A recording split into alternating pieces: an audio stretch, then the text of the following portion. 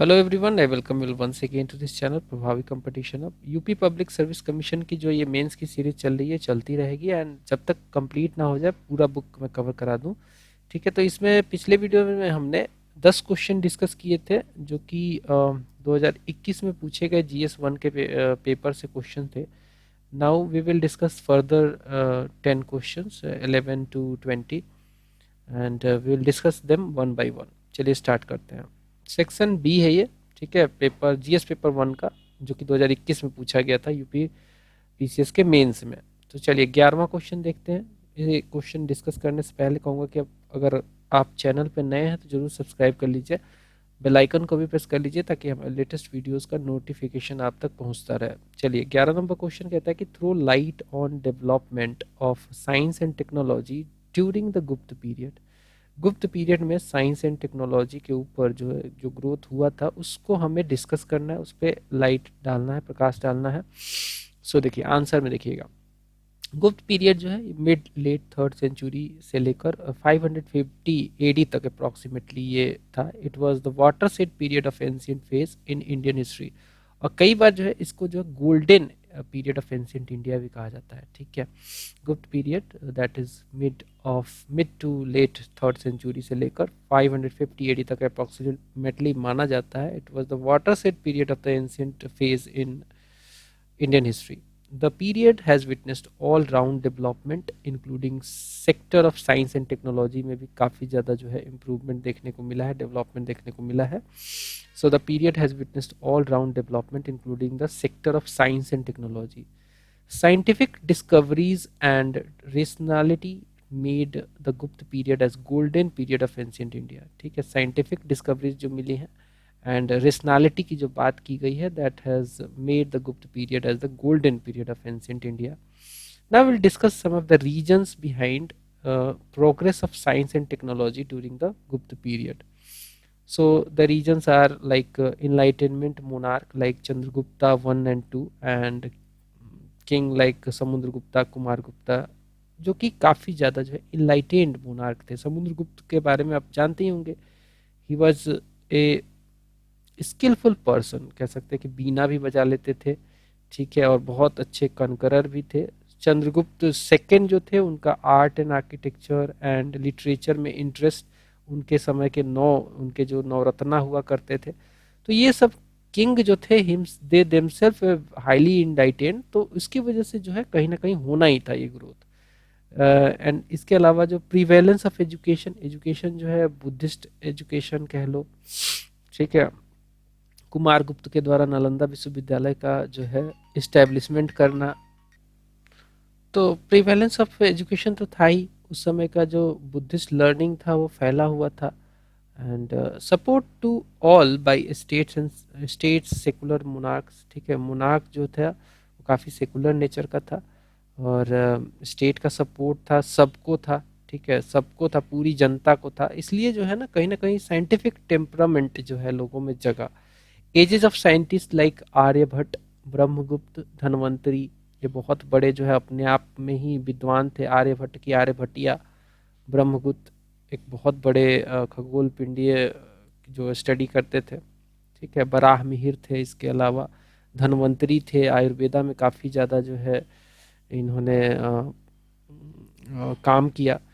Committing external trade led to prosperity and thereby promotion of scientific discovery and innovation. ठीक है, committing external trade led to prosperity and thereby promotion of scientific discovery and innovation. contribution to the scientific science and tech देख लेते हैं कि किसने क्या क्या जो है कंट्रीब्यूट किया। Like Aryabhatta, he was a leading scientist and a scholar of Gupta period. He was born in a village near Pataliputra. इनकी जो किताब थी जिसका नाम है आर्यभट्टियम, आर्यभट्टियम एंड सूर्य सिद्धांत, जिसमें सूरज के जो है इन्होंने बोल दिया था कि मतलब सूरज का मूवमेंट कैसा है, मोशन वगैरह के बारे में बताया था।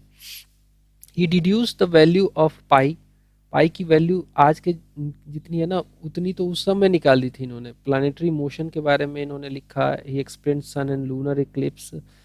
इसके अलावा हेलियोसेंट्रिसिज्म की बात की एंड रिवोल्यूशन ऑफ अर्थ का जो है एक्सप्लेनेशन दिया, calculus, place value and algebra में बहुत बड़ा कंट्रीब्यूशन। तो he was a scientist and scholar of Gupta period, जो कि डाइवर्सिफाइड फील्ड में इन्होंने जो है कंट्रीब्यूट किया।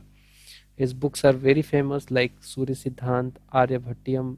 ही deduce the value of pi, pi की वैल्यू निकाली, प्लानिटरी मोशन के बारे में कमेंट किया। He explain sun and lunar eclipse, heliocentrism की बात की and revolution of earth explanation, calculus, pi place value and algebra.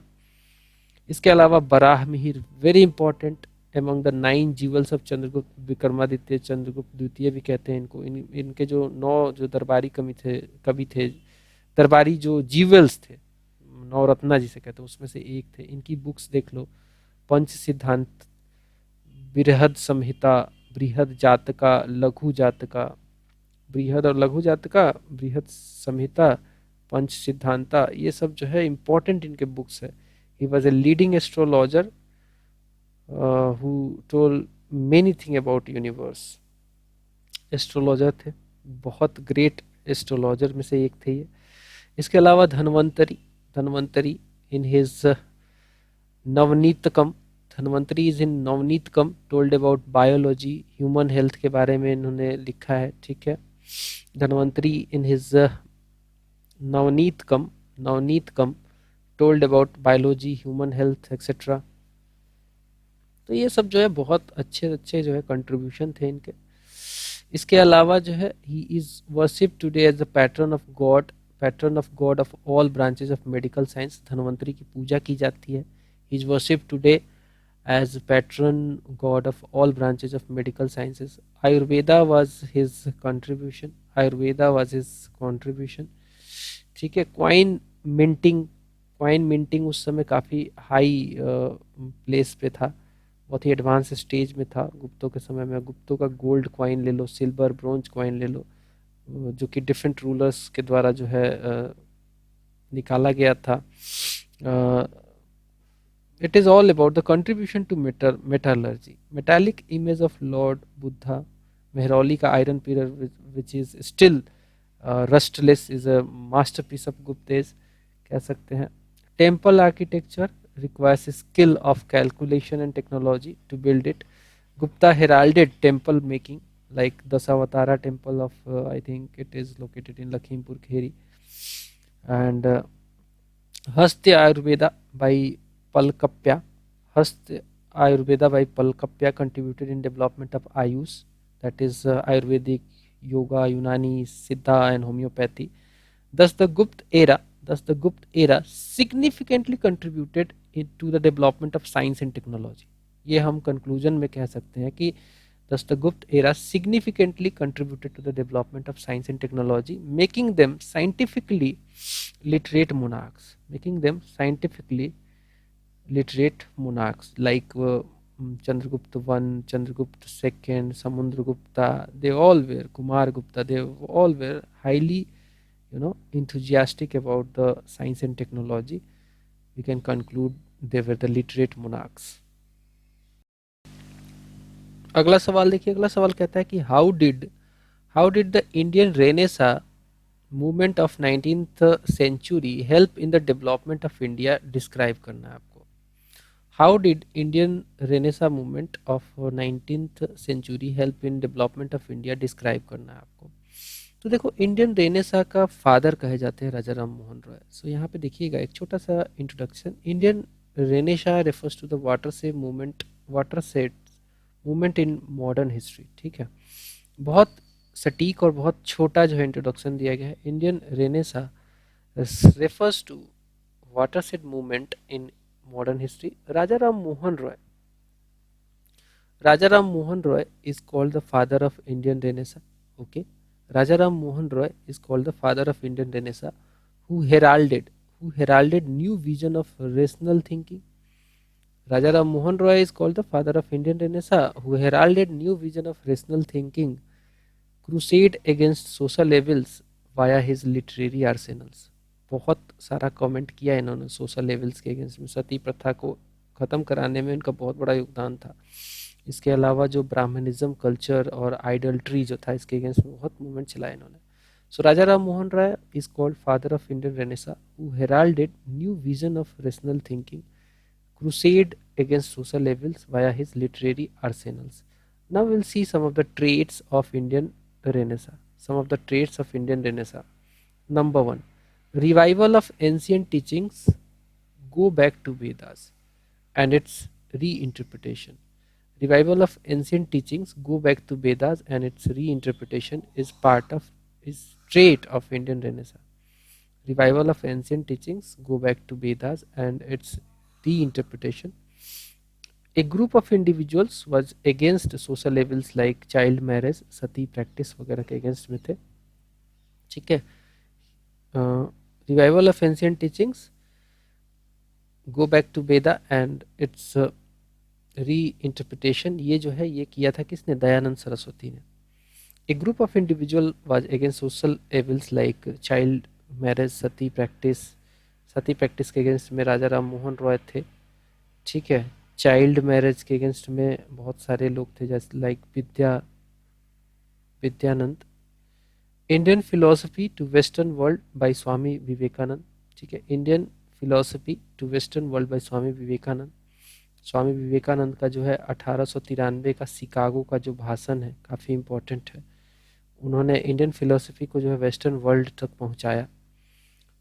Fight for the cases of vulnerable people and weaker section. ठीक है. ये भी एक इंडियन रेनेसा का एक ट्रेट है. Fight for the cases of vulnerable people and weaker section. It gave rise to study of English literature, philosophies and books of history. ठीक है. सोशल रिलीजियस रिफॉर्म किए गए काफ़ी ज़्यादा. These are the traits of Indian renaissance period. How it led to development of India. Now we have come to the core demand of the question. उसको answer करने जा रहे हैं. How it led to development of India. Number one, it initiated age of social reform. Definitely Indian renaissance से क्या हुआ? It initiated age of social reforms leading to equity in society. The Indian society was highly inequitable in sense of Brahmanism was a social structure. Brahmanism was quite prevalent in the society. Brahmins were controlling the other castes. तो social equity लाने के लिए ज़रूरी था कि renaissance आता and it initiated the age of social reform leading to equity in society which was absent earlier. Raja Ram Mohan Roy and other intellectual put stress on rational thinking. Monotheism जिसमें बोला कि एकेश्वरवाद, सबका God एक ही होता है, ये encourage किया गया राजा राम मोहन रॉय के द्वारा. ठीक है. Raja Ram Mohan Roy and other intellectual put a stress on rational thinking, monotheism encouraged by Raja Ram Mohan Roy. Efforts of Raja Ram Mohan Roy led to abolition of cruel practice of सती प्रथा. William Bentinck जो है ने ख़त्म किया with the efforts of Raja Ram Mohan Roy. He was a very good friend of William Bentinck. Then reforms demanded uplifting stages of women and Dalits. For example, sati abolition, child marriage abolition, age of consent act. पहले क्या था, बहुत कम उम्र में बच्चियों की शादी कर दी जाती थी. स्लेवरी एबोलिश किया गया. ईश्वर चंद जो थे, ईश्वर चंद एडवोकेटेड वुमेन एजुकेशन. ठीक है. ईश्वर चंद विद्यासागर जो थे, ही एडवोकेटेड वुमेन एजुकेशन की बात करी इन्होंने. इसके अलावा reinterpretation of our ancient text, वेदों की तरफ लौटो. Vedas by Arya Samaj which was led by the Swami Dayanand Saraswati. It led to confidence in Indians about glorious past and future possibilities. ठीक है. वेदों की तरफ लौटो का नारा दिया इन्होंने. री इंटरप्रिटेशन किया इन्होंने हमारे एंशियंट टेक्स्ट का. इन्होंने कहा कि ancient text are not wrong, their interpretation is wrong, it has been manipulated by the sect of society. So reinterpretation of our ancient text like Veda by Arya Samaj led to confidence in Indians about glorious past and future possibilities. Then third one, which is in the support of how Renaissance period led to the development of modern society. So many national leaders were attached to their organizations, thereby its thinking positively affected the overall national movement. For example, call for Swaraj, Swadeshi participation of women in India. Spiritual leaders like Swami Vivekanand awakened awakened the youth community to get mobilized and introduced Indian philosophy to West world in the World Religious Parliament, जो कि Chicago में रखी गई थी 1893 में. ठीक है. Spiritual leaders like Swami Vivekananda awakened the youth community to get mobilized and introduce Indian philosophy to West world in the World Religious Parliament held in 1893 AD. Savitribai Phule and Jyotiba Phule started uplifting status of Dalits and fought against the untouchability.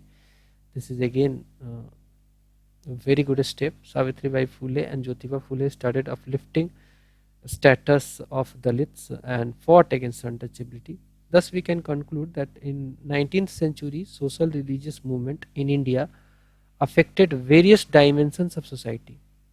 Thus, we can conclude that 19th century social religious movement in India affected various dimensions of society, people, national independence movement, and acted as beacon of change in thinking attitude of millions of Indians. Thus, we can conclude that in 19th century, social religious movement in India affected various dimensions of society, people, national independence movement, and acted as beacon of change in thinking attitude of the millions of Indians. चलिए अगला सवाल देखते हैं. What do you understand by Balkan crisis? What was its role in first world war? अब देखो ये world history से सवाल है. बाल्कान क्राइसिस क्या था और उसका रोल फर्स्ट वर्ल्ड वार में क्या था, ये बताना है आपको. तो आंसर देख लेते हैं. The background of the Balkan war lies in the unrealized territorial ambition of nation states that emerged from the Ottoman Empire in the latter half of the 19th century. देखो जब ओटोमन एम्पायर था ना तो सब उसके Balkan reason के कंट्रियाँ एक साथ थी, लेकिन जब ओटोमन एम्पायर टूटा तो सभी जो टेरिटोरियल एरिया थे वो अपना अपना जो अलग अलग नेशन बनाना चाह रहे थे. So the background of Balkan war lies in the unrealised territorial ambitions of nation states that emerged from Ottoman Empire in the later half of the 19th century CE. Serbia, Greece, Bulgaria, Montenegro had gained significant territories following their independence movement.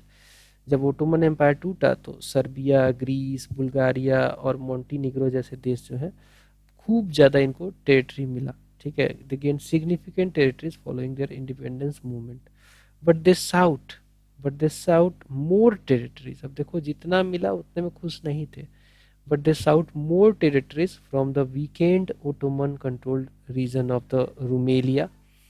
ठीक है. जब Ottoman empire टूटा तो कुछ जो country थे जैसे Rumelia, Albania, Macedonia and थ्रेस वो साथ में ही थे बट वीक हो चुके थे, और ये सब जो अलग हो गए थे like Greece and Bulgaria, Serbia वगैरह, मोंटीनिग्रो वगैरह और टेरिटरी चाह रहे थे. ठीक है.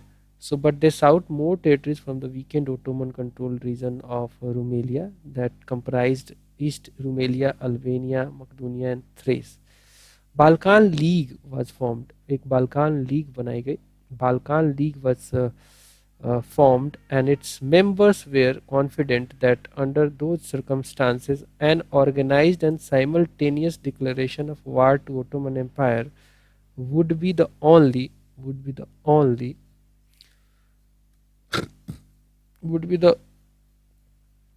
only way to protect their rivals and expand their territories in Balkan Peninsula. ठीक है. तो बाल्कान वार 1 हुआ 1912 एडी में. ठीक है. बाल्कान वार 1 हुआ 1912 एडी में.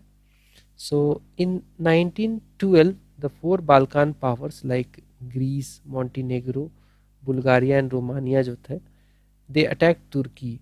ठीक है. 1912 में 4 Balkan powers Greece, Montenegro, Bulgaria and Romania they attack Turkey. The Ottoman Empire was already severely weakened and lost many of its territories in the wars. ठीक है. So a peaceful conference was arranged in the London. ठीक है. Peaceful conference was arranged in London and it was decided that the captured territories would be divided among the victorious. जो captured territory था वो victorious को दिया जाएगा. Problem arises when Serbia claimed Albania, which had a large Slavic population, Austria objected to this claim as the annexation of Albania by Serbia would further strengthen the Serbian nationalism. तो Austria इसको जो है कहीं ना कहीं इसको object किया. Finally, Albania was kept as independent country, but it widened animosity between Serbia and Austria. इससे क्या हुआ, सर्बिया और ऑस्ट्रिया के बीच में जो है एनिमोसिटी, दुश्मनी बढ़ गई. इसके बाद होता है सेकेंड बाल्कान वार 1913 में. तो बुल्गारियन जो थे, Bulgarians were dissatisfied with their gains in Balkan war one. They wanted Macedonia but it was given to Serbia. तो ये एक दिक्कत की बात आ गई थी. So in order to take back Macedonia, Bulgaria जो था, Bulgaria attacked Serbia and hoped that other Balkan powers would support them.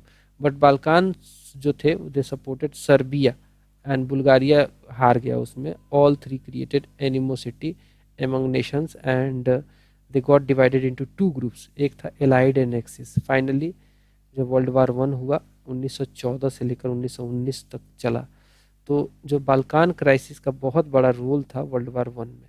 ठीक है, चलिए अब 14 नंबर देखेंगे. चलिए अगला सवाल देखते हैं. सवाल कहता है कि why social empowerment of women is necessary for inclusive development. Elaborate in detail. कह रहा है कि why social empowerment of women is necessary for inclusive development. Elaborate करना है डिटेल में. So social empowerment of women is a broad term. Definitely it is a broad term in inculcating multifaceted strategy. Social empowerment के लिए क्या करना पड़ेगा, multi pronged strategy लानी पड़ेगी. किस लिए, to end societal gender inequality number one. to end societal gender inequality. Number two, giving space to women to increase their range of choices. So that third, they can realize their innate and acquired potential. Okay, social empowerment of women is a broad term inculcating multifaceted strategy to end societal gender inequality, giving a space to women to increase their range of choices, to realize their innate and acquired potential. It also means breaking the irrational societal cycles, dogmas that affected the woman dignity from womb to tomb.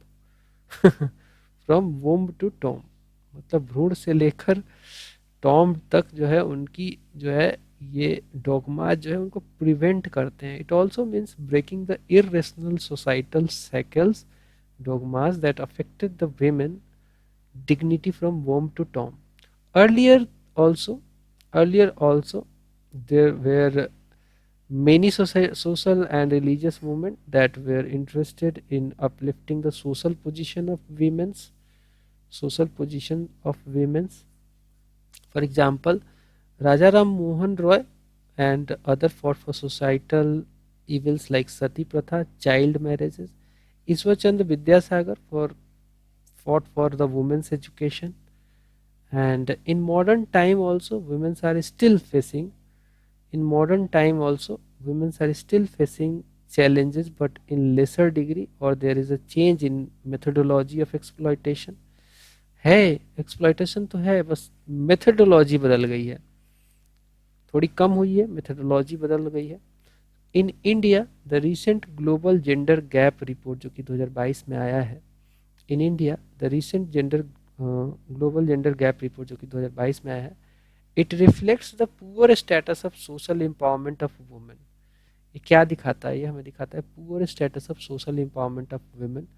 Women are entitled to the equal enjoyment and protection of all human rights and fundamental freedom in all spheres including social. ठीक है, but फिर भी जो है हमें poor status of social empowerment of women दिख रहा है. Now will see few initiative of women जो कि उनके एम्पावरमेंट से रिलेटेड है. इंटरनेशनल लेवल पे देखेंगे तो Beijing declaration for women is one of the good example. Women declaration of United Nation is second one. National level पे देखेंगे तो पार्लियामेंट्री लॉज हैं to empower them, like prevention of child marriage act of 2006. ठीक है, sati abolition 1829 by William Bentinck and Raja Ram Mohan Roy. Triple talaq act domestic violence prevention act of 2005, okay, domestic violence act of Violence Prevention Act of 2005, Anti-Dowry Act of 1960, and fundamental duty of citizens to renounce the practices derogatory to the dignity of women. This is also one of the key national level parliamentary law. Fundamental duty of citizen to law. It is not law. It is fundamental duty kept under the Article 51A, I think. Fundamental duty of citizen to renounce practices derogatory to the dignity of women. Social empowerment of women is need of the time, of course. Social empowerment of the women is the need of time to give equal field to women. Recent governments, social empowerment of women is need of the time to give equal field to the women. Recent governments radical reforms like induction of women to armed forces, like Avani Chaturvedi and all, Bhavna Kant, they were the first batch of fighter pilot in Indian Air Force. The Agniveer women is coming in Indian Air Force, and likewise, Sainik schools they are being inducted. PM Ujjwala Yojana is women centric to give them the clean fuel, like in terms of gas cylinders.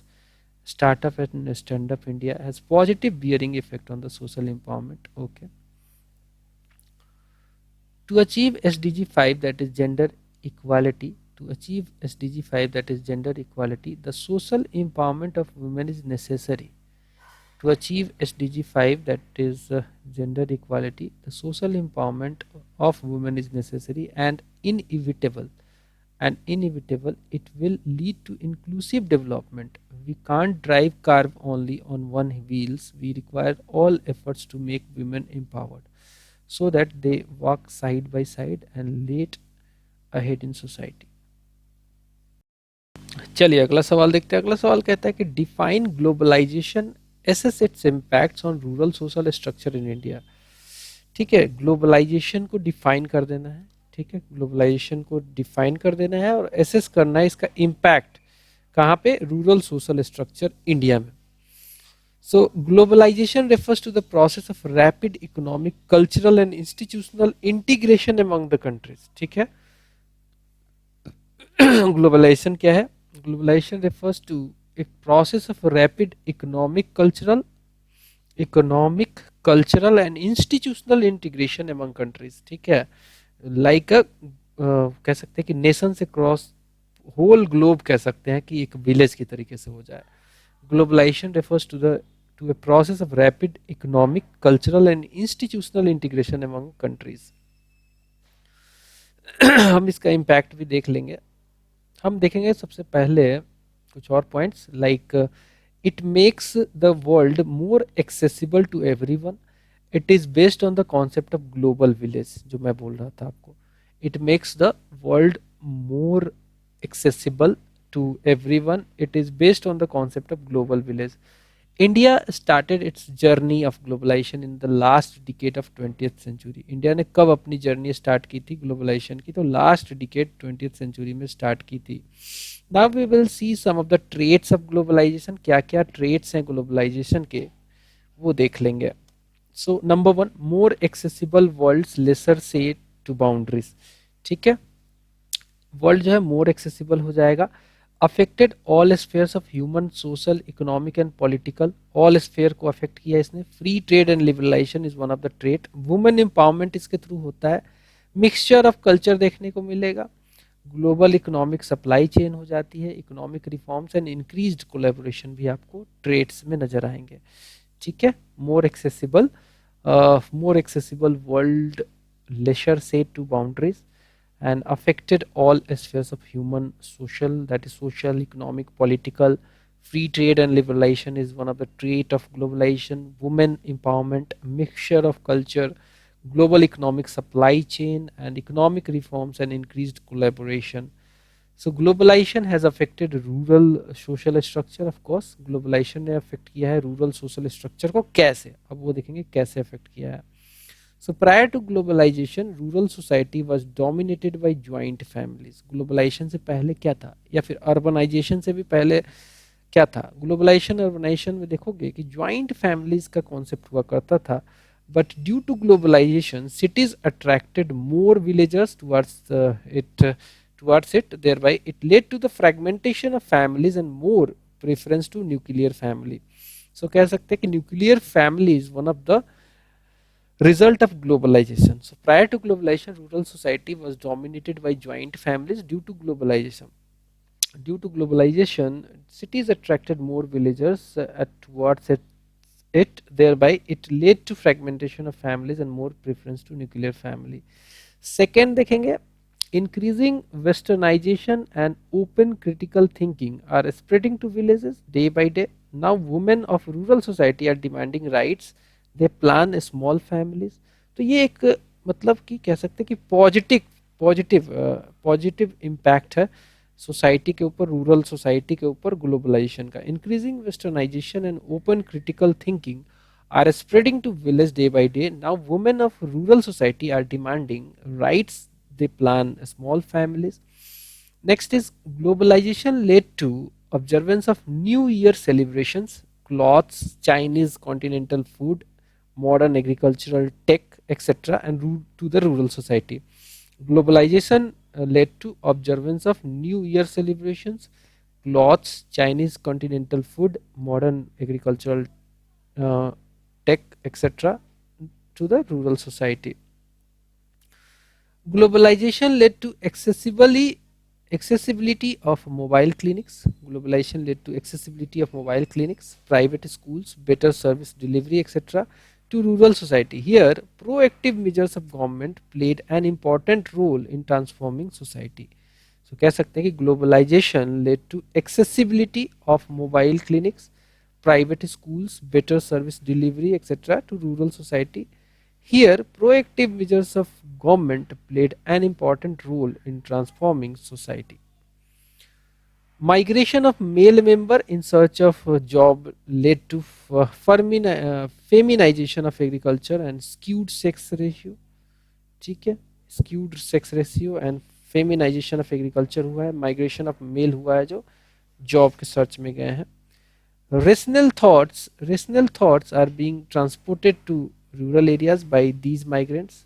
Okay, rational thoughts are being transported to rural areas by these migrants. तो एक positive impact है. कुछ negative impact भी देखेंगे, क्योंकि हमें क्या है ना, पॉजिटिव नेगेटिव दोनों देखना चाहिए.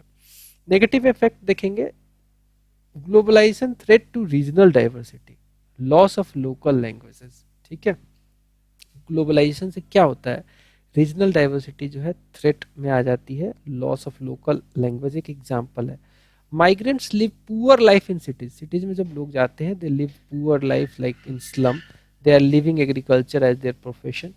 मशीन बेस्ड प्रोडक्ट्स जो होते हैं, they have cowed out that they have cowed out local artifacts, thereby loss of livelihood to millions. Development of son of soil theory due to the threat of dilution of societal and rural culture. ये development ये देखा जाता है कि regionalism को भी ये promote कर देता है कई बार.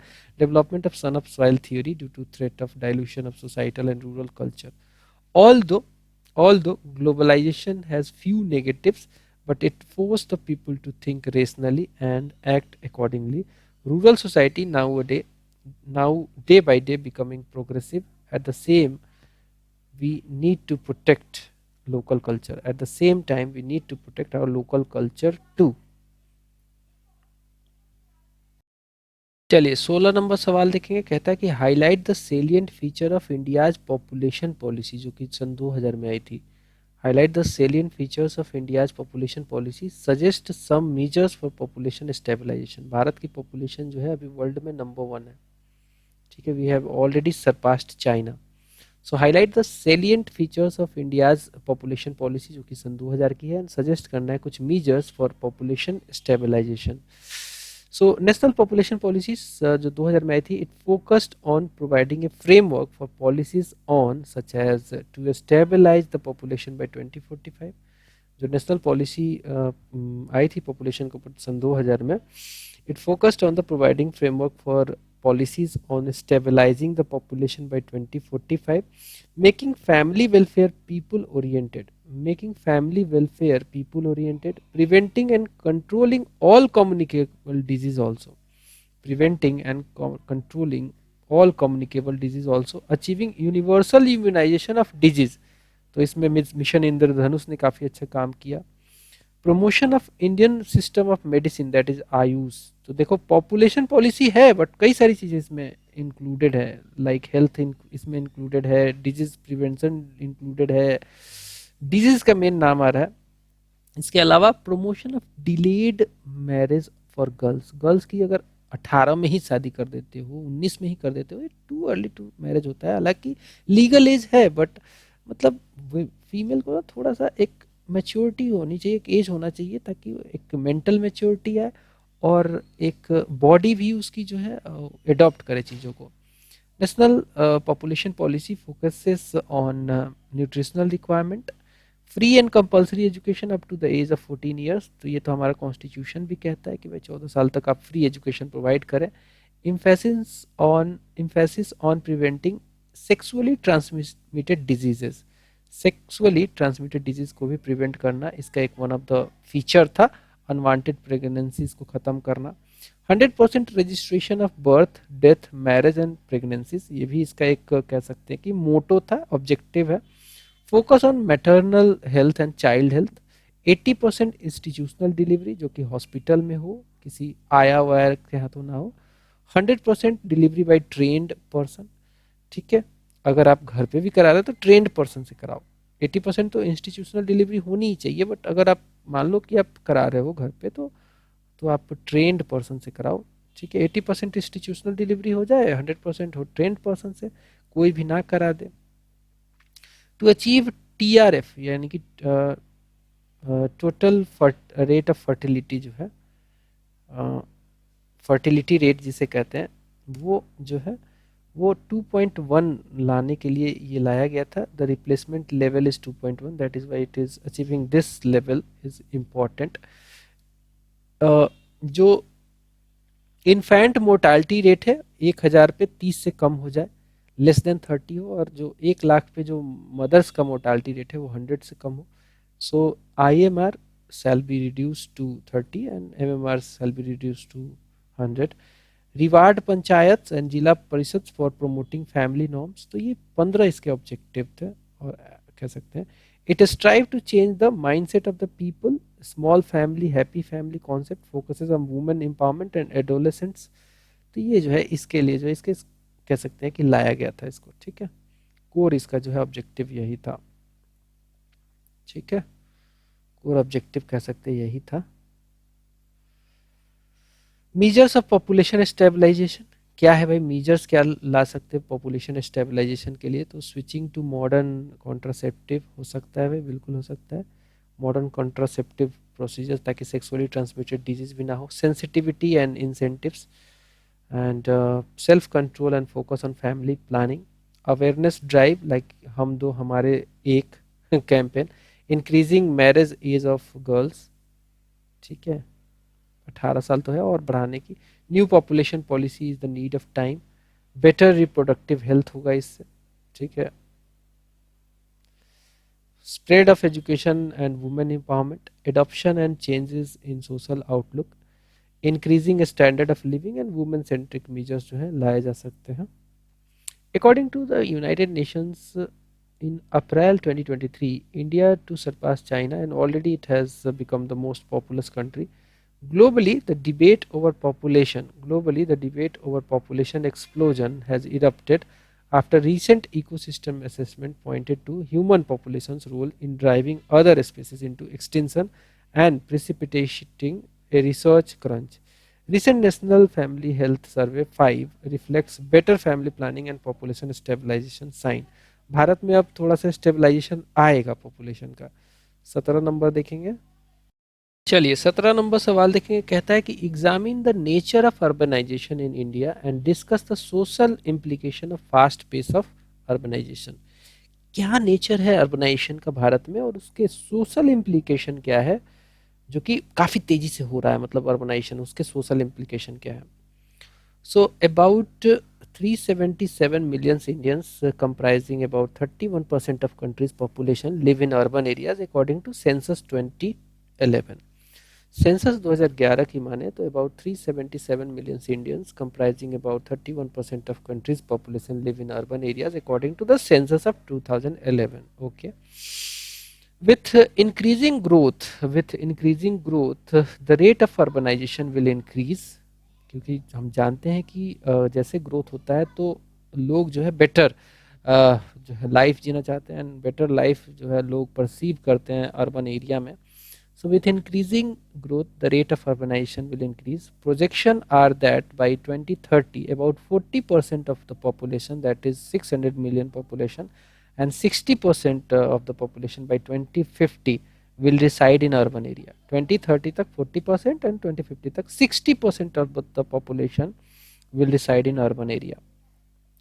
So urbanization will be central to India's strategy of achieving faster and more inclusive growth.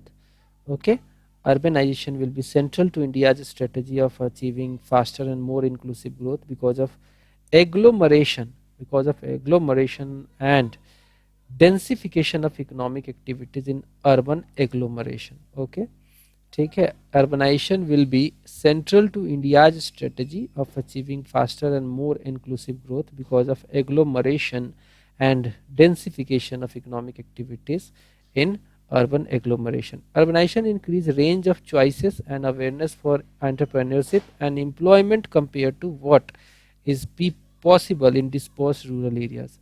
Okay, what is possible? Okay, in urbanization increases range of choices and awareness for entrepreneurship and employment compared to what is possible in dispersed rural areas. Now here see some of the traits of urbanization in India. Rapid growth in recent decades is one of the trait. Pull factor attracts migration to urban areas, leading to high density like Delhi. 1 square kilometer area में 11,000 plus लोग रहते हैं. It led to slum development also. One of the example is Dharavi in Mumbai. So slum development due to lack in urbanization strategy. Slum development due to lack in urbanization strategy. A spread of historical towns like Varanasi, Mathura. Okay. Its sprawling is also becoming city now. A spread of historical towns, example Varanasi, Mathura. Large inequality among people of urban area. Some people are earning very high amount of money and few people are earning very less. Some are dwelling in slums. Urban sprawls. At one side, it is engine of growth, while on the other side, it is engine of exploitation to nature also. Okay, forest cutting and तमाम चीज़ें हो रही हैं. Rapid increase in pace of urbanization demands a clear strategy. Rapid increase in pace of urbanization demands a clear strategy to deal with negatives of urbanization. Smart cities and cluster village development are few steps in this regard. Rapid increase in pace of urbanization demands a clear strategy to deal with negatives of urbanization. Smart cities और cluster village development जो है इसके कुछ steps है उसको उसके negative को ख़त्म करने के लिए. Social implication of fast urban development देखेंगे अब. ठीक है, social implication of fast urban development देख लेते हैं. मिक्सिंग ऑफ कल्चर हो रहा है भाई. सोशल इम्प्लीकेशन में क्या हो रहा है? Mixing of cultures leading to synthesis of new culture. Indo western culture जो है ग्रोथ हो रहा है. Mixing of cultures leading to synthesis of a new culture, that is Indo-Western culture. Poor people and slums are facing hardships for their living, health and education. Okay, poor people and slums are facing hardship for their living, health and education. Okay, rapid industrialization causes pollution and formation of urban heat island in cities, causing various health issues and out of the pocket expenditure. Okay, rapid industrialization causes pollution and the formation of urban heat island in cities, causing various health issues of and out of pocket expenditure. Formalization of agriculture in rural areas. Okay, social crimes in these cities due to migration, the westernization, joint families are turning into nuclear one. absence of social capital in urban areas, lack of feeling of belongingness, that is part of the social capital. Absence of social capital in urban areas, that is lack of feeling of belongingness. New form of women exploitation like low wages, exploitation at workplaces, etc. Thus, urbanization is good for the growth of economy or raising a standard of living, but there should be check and balances to deal with issues of rapid urbanization. At the same time, a smart villages is the need of time. A smart villages is the need of time. चलो next question देखते हैं. What is cyclone? Explain the causes of origin of temperate cyclone. ठीक है, temperate cyclone पे काफी focus हो रहा है इसमें. ठीक है, what is cyclone? Explain the causes of origin of temperate cyclone. So cyclones are the centre of low pressure. ठीक है, साइक्लोन्स क्या होते हैं? They are the centre of low pressure surrounded by isobar having increasing pressure outward. ठीक है, cyclones are center of low pressure surrounded by isobar having increasing pressure outward. As air pressure enters in the area of low pressure from all direction, the Coriolis force bends. Coriolis force क्या है? देखो, Coriolis force है अर्थ के rotation से लगने वाला force. So Coriolis force bends the direction of wind to the right in the northern hemisphere and to their left in the southern hemisphere. ठीक है, अगर ये जो है नॉर्दर्न हेमिस्फेयर है तो जो ये विंड आता है इसमें जो है ये जो है ऐसे आता है. ठीक है, ऐसे होता है, और इसमें जो होता है ये टू द लेफ्ट होता है, ऐसे होता है. ठीक है, साउदर्न में यार क्या ऐसे होता है. साउदर्न में लेफ्ट में घूमता है और नॉर्दर्न में राइट में. ठीक है,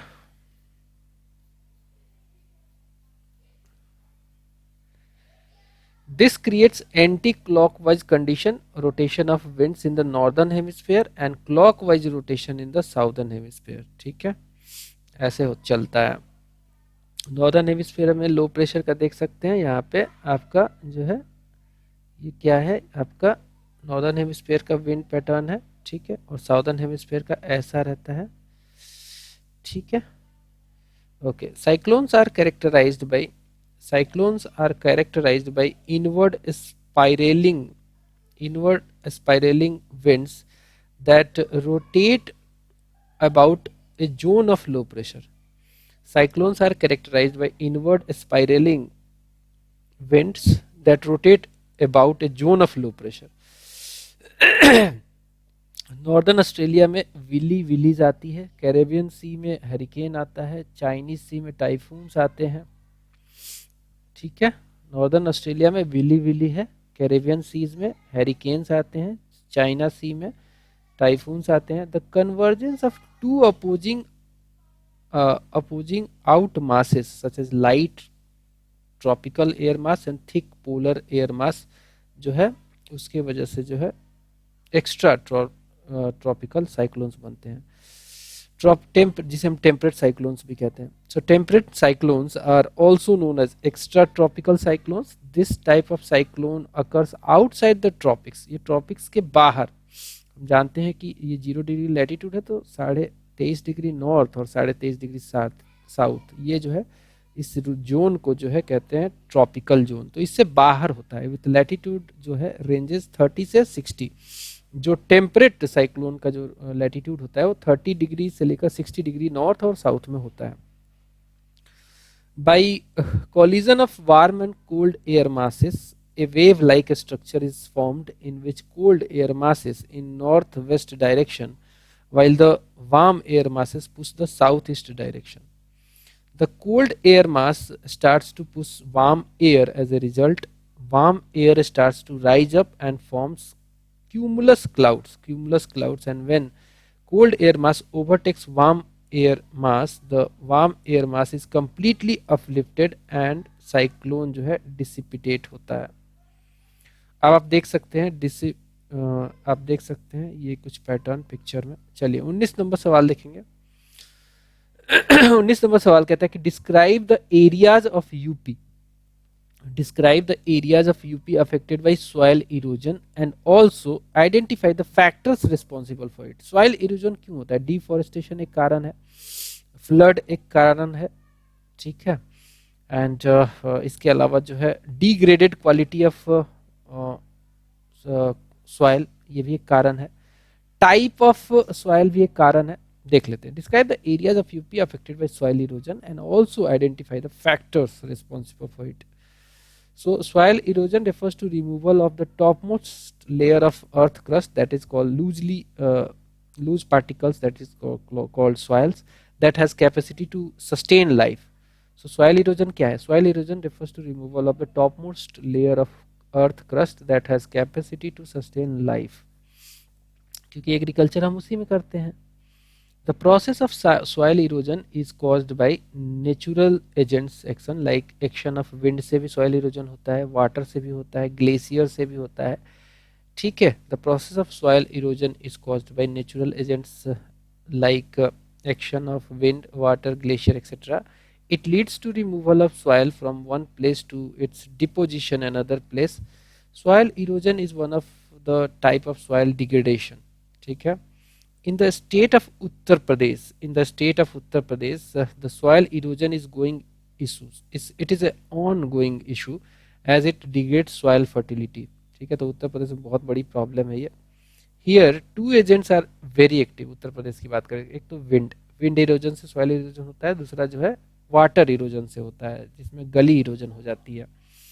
तराई जो एरिया है, जो कि मतलब जो बॉर्डर लगता है नेपाल के साथ, वो तराई रीजन कहलाता है।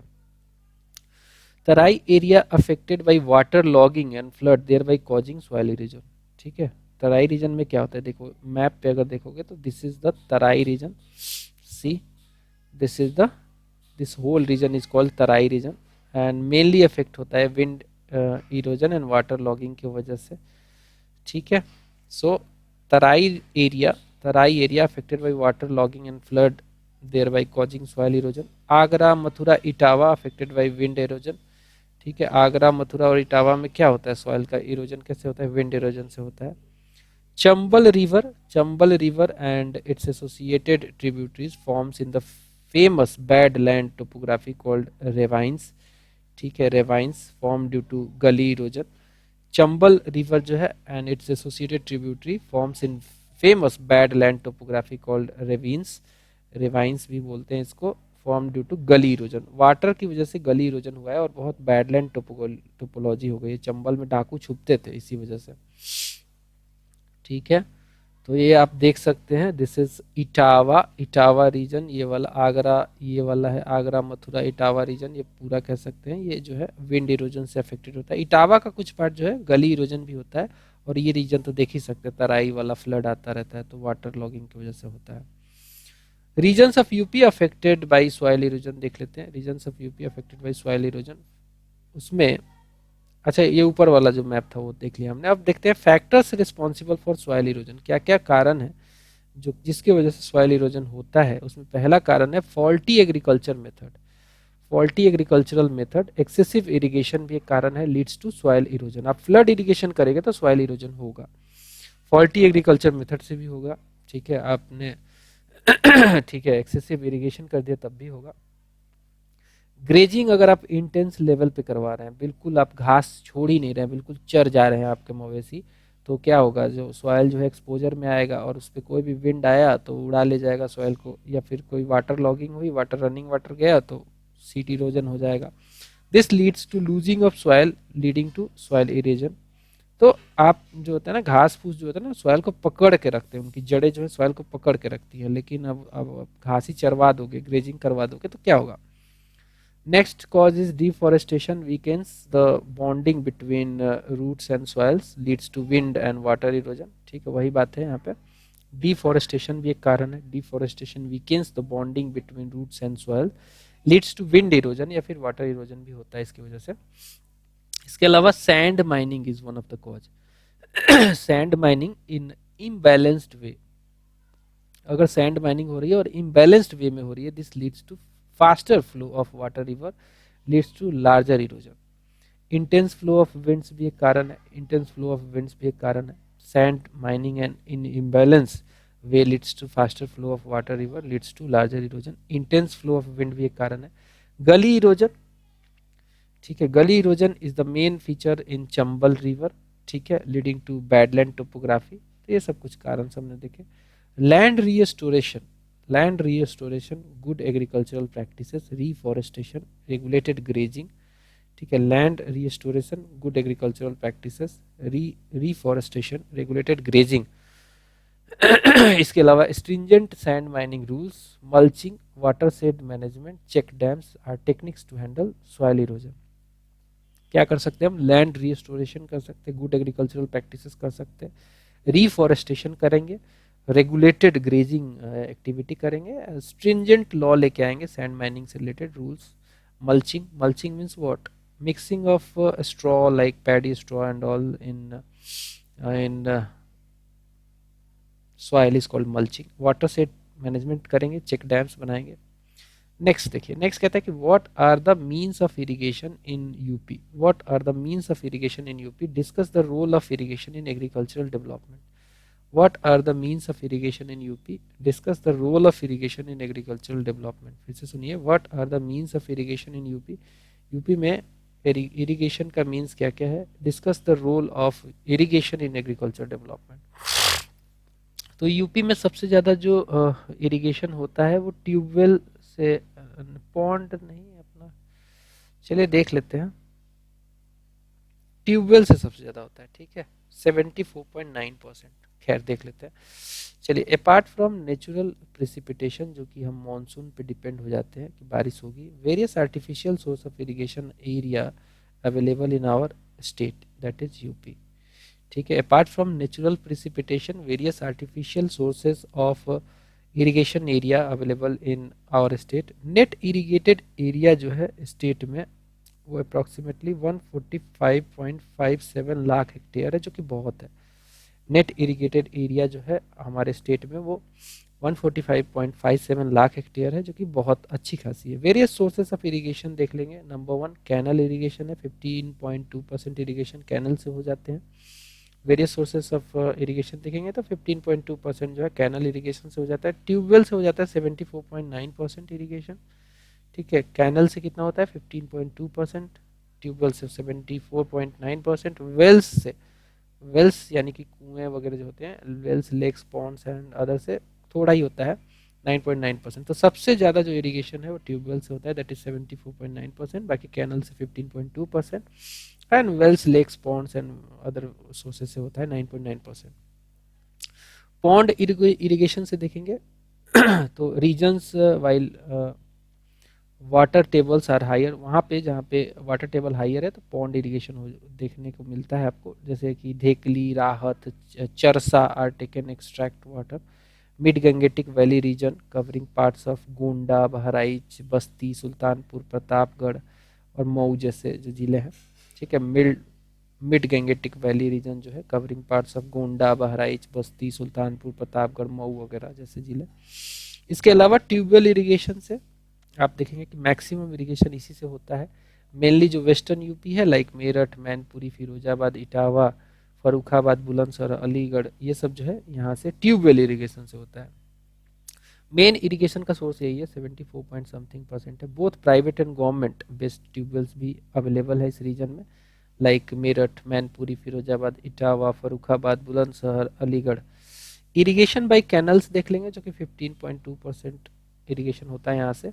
सो canals are dugged for irrigation, mainly western UP जो है कैनल से इरिगेशन का फ़ायदा उठाता है। मेजर एंड माइनर कैनल्स जो है वो देख लेते हैं एक बारी।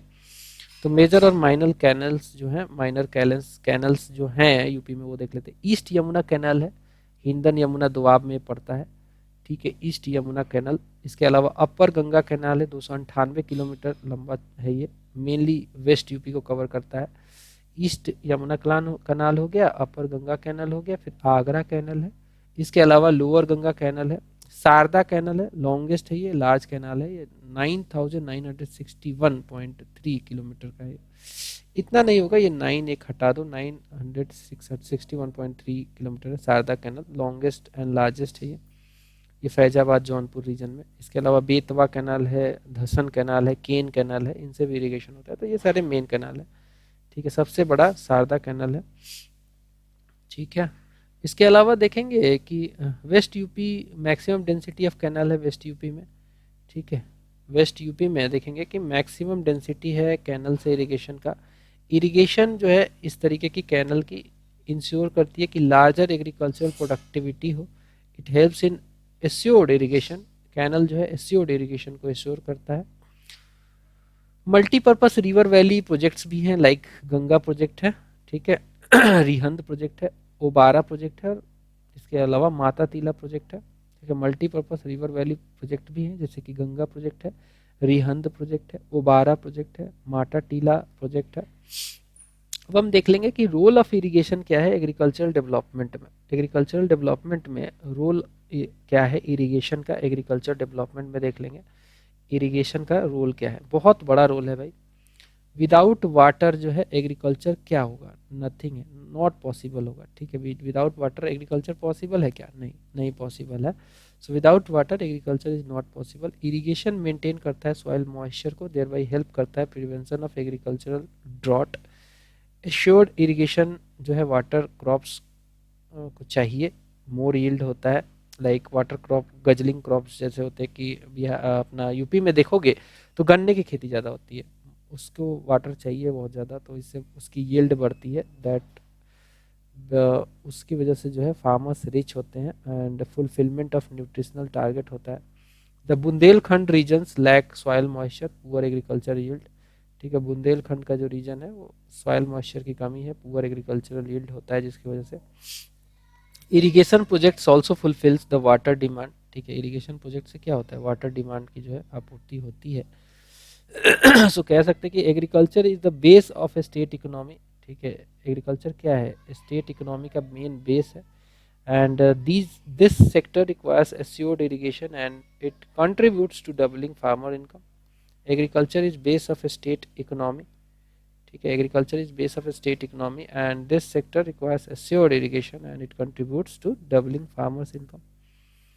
सो that's all from this video, इतना ही इस वीडियो में। आई होप आपको ये पसंद आया होगा। पसंद आया तो लाइक शेयर सब्सक्राइब जरूर कीजिएगा। मिलते हैं अगले वीडियो में। Bye bye.